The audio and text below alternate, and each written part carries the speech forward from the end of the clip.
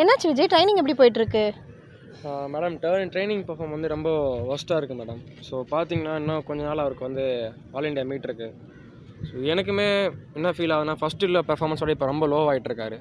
I feel bad for that. என்ன பண்ண போகிறேன் எனக்கு ஒரு ஐடியாவும் இல்லை மேம். ஸோ நீங்கள் இல்லைனா இந்த மாதிரி ட்ரை பண்ணி பார்க்கலாம்ல. எஜிலிட்டி ட்ரைனிங், ஸ்ட்ரென்தனிங், அதுக்கப்புறம் பேலன்ஸ், கோஆர்டினேஷன், இந்த மாதிரி ட்ரைனிங் பேஸஸில் கொடுத்தீங்கன்னா அவங்களோட பெர்ஃபார்மன்ஸ் கொஞ்சம் டெவலப் ஆகும்ல. அந்த மாதிரி ட்ரைன் பண்ணி பார்த்துருக்கீங்களா?